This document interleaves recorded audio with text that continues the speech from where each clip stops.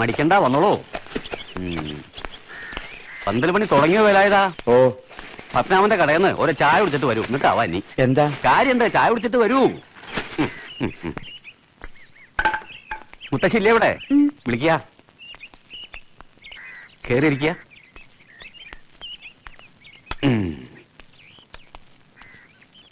ആ, ഇത് ചെക്കന്റെ വകയിലെ ഒരു അമ്മാമ. നേരിട്ട് ഇവിടെ വന്ന് പറയണത് എങ്ങനെയാന്ന് കരുതിയിട്ടത്രേ ആദ്യം മൂപ്പര് എന്റെ വീട്ടിലേക്ക് വന്ന്.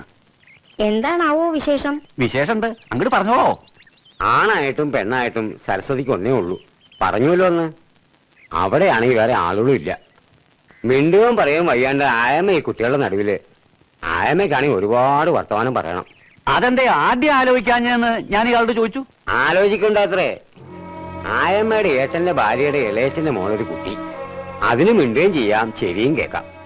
ചെക്കന്റെ അമ്മമ്മ ബോംബെന്ന് വന്നപ്പോ അതൊന്ന് ആലോചിച്ചു. പറഞ്ഞു വന്നപ്പോ അവർക്ക് സമ്മതം. അപ്പൊ അതങ്ങോട്ട് ഉറപ്പിച്ചു.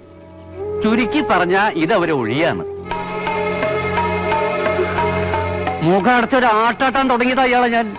പിന്നെ ഓർത്തപ്പോ ഇയാള് പറഞ്ഞതിൽ കാര്യമുണ്ടല്ലോ തോന്നി. എന്നാലും ഒക്കെ തീർച്ചപ്പെടുത്തിയ നിലക്കേ അത് ശരി തന്നെ. അവർക്ക് അവരുടെ കുട്ടിയുടെ കാര്യമല്ലേ വലുത്. നമ്മളിപ്പോ എങ്ങനെയാ നിർബന്ധം പിടിക്കുക? ഒന്നും വേണ്ടാന്ന് കരുതി നടക്കായിരുന്നു എന്റെ കുട്ടി. എല്ലാരും കൂടി ആശിപ്പിച്ചിട്ട് ഇപ്പോ. ആശിപ്പിച്ചത് തെറ്റ്. ഇനി അത് ആവർത്തിക്കാതിരിക്കാം. ഒട്ടനും കൂടിയും കൈവിട്ടതിലേക്ക് ഇനിയിപ്പോ ആരാ? ചിരട്ട കൊണ്ട് എന്തൊക്കെ ഉണ്ടാക്കി നേരം കളയണ്ടല്ലോ. അത് അങ്ങനെയുണ്ട്, കഴിയട്ടെ.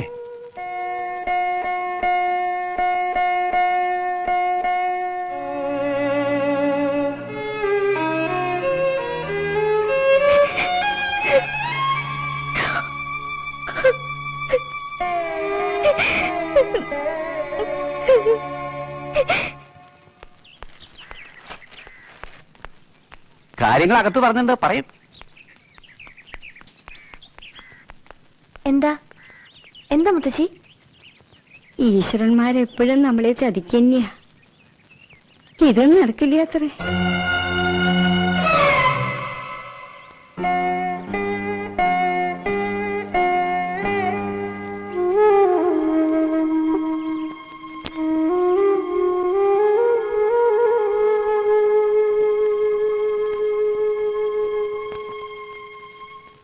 ഒക്കെ വെറുതെ വെറുതെ ആശിപ്പിച്ചു ആ പാവത്തിന്.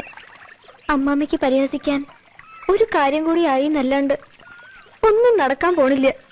എനിക്കിപ്പോഴും വിശ്വാസമുണ്ട്. മുത്തശ്ശിയുടെ നിങ്ങളുടെയൊക്കെ പ്രാർത്ഥന കേൾക്കാണ്ടിരിക്കോ ഭഗവതി? നമ്മൾ ഇനിയും ശ്രമിക്കും. ഒക്കെ മറക്കാൻ തീരുമാനിച്ചതായിരുന്നു അന്ന്. പിന്നെയും വെറുതെ. ഇനിയും വേണ്ടാന്ന് തീരുമാനിക്കാനുള്ള കരുത്ത് തരും ഭഗവതി. ഇച്ചേച്ചിക്കും ചെറിയച്ചിക്കും ഞാനേ ഉള്ളൂ തുണ. അതെ, ഇച്ചേച്ചിക്കും ചെറിയച്ചിക്കും താൻ തുണ. തനിക്ക് കൂട്ടിന് ചെറിയച്ചി ഇച്ചേച്ചി. ഗോപിക്ക് എങ്ങനെ മതിയല്ലോ. പറയുമ്പോ സ്നേഹിക്കുക, പറയുമ്പോ മറക്ക. ഇല്ല, ദാനം തന്നല്ല തനി സ്നേഹം. ഞാൻ പിടിച്ചു വാങ്ങിയതാ.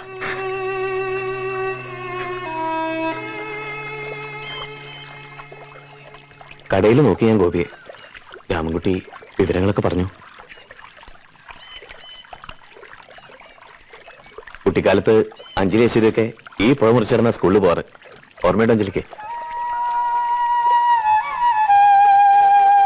നിറയെ വെള്ളം ഉണ്ടായിരുന്ന ഒരു ദിവസം പിന്നീട് ഇടന്ന് ഇച്ചേച്ചി ഒഴുക്കിൽ വിട്ടു. പാവത്തിന് ഒച്ച ഉണ്ടാക്കാൻ പറ്റാത്തോണ്ട് നിങ്ങളാരും കണ്ടൂല്ല. കടവത്തുണ്ടായിരുന്നു ഞാൻ. കണ്ടിട്ടും പകച്ചു നിന്നു. പെൺകുട്ടികളെ തൊടാവോന്നായിരുന്നു അപ്പൊ ചിന്ത. പിന്നെ ആരൊക്കെ ഇച്ചേച്ചി രക്ഷിച്ച് കരയ്ക്ക് കൊണ്ടുവന്നപ്പോ കണ്ടുവന്നവരൊക്കെ എന്നെ ചെയ്തു പറഞ്ഞു. കുറ്റബോധം കൊണ്ട് എന്തോ ഇച്ചേച്ചിന്റെ ഒരു കവിതയ്ക്ക് വിഷയമായിരുന്നു ഒരിക്കല്. ആ കടം എന്തെങ്കിലും വീട്ടിൽ നിന്നുണ്ടായിരുന്നു മനസ്സിൽ. ഞാൻ കല്യാണം കഴിക്കാൻ വെച്ച വിരോധാവും ആ കുട്ടിക്ക്. ഇല്ലത്തെ പ്രാരാബ്ദങ്ങളുണ്ട്. ദാരിദ്ര്യം, കഷ്ടപ്പാട്, തളർവാദം വന്ന് കിടക്കണ അച്ഛൻ, പ്രായം കഴിഞ്ഞിട്ടും വേളി നടക്കാത്ത ഒപ്പോള്. അതിനിടയിലേക്ക് കൈപിടിച്ചുകൊണ്ട് ചെല്ലാന്ന് പറഞ്ഞ അറിയാം. ഒരു കല്യാണത്തെക്കുറിച്ച് ചിന്തിച്ചിട്ട് പോലുമില്ല. ശാന്തി കൊണ്ട് ഒന്നിനും തേഞ്ഞിട്ടില്ല. ഒരു ജോലി കിട്ടുന്ന വരെയുള്ള പ്രയാസം. എന്നാലും ഈ ചേച്ചിക്ക് സങ്കടപ്പെടേണ്ടി വരില്ല.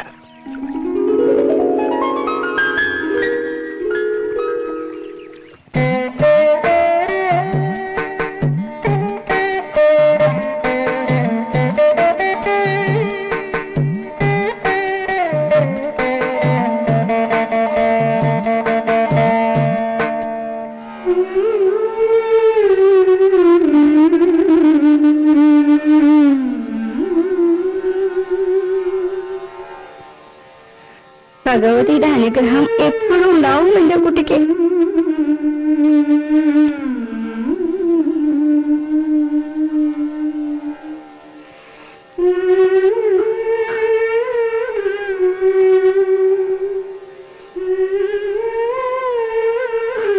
രാഹുകാലം ആവണേന് മുമ്പ് ഇറങ്ങാം.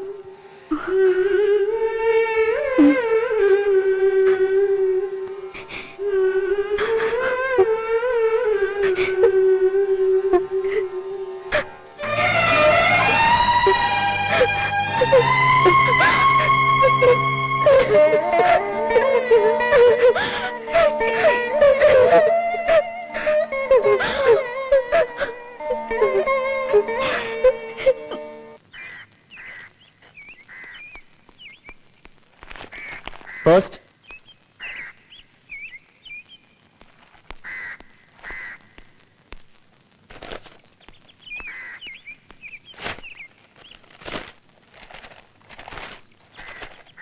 കവിത മുടങ്ങിയതോ അതോ ഇന്റർവ്യൂ കാർഡോ?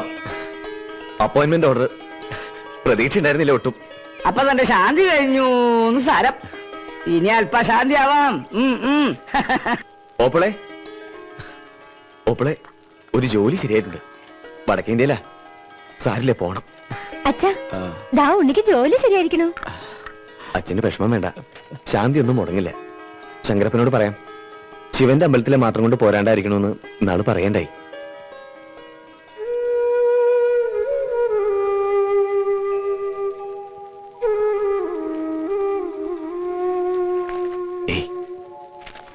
എന്താ ഇത്?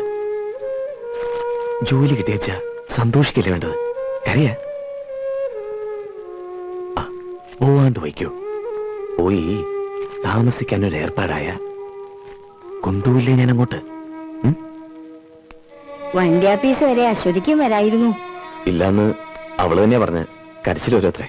അത് പിന്നെ വ്യസനം ഉണ്ടാവില്ലേ? പെട്ടെന്നൊന്നും ഓടിപ്പോരാൻ പറ്റില്ലല്ലോ.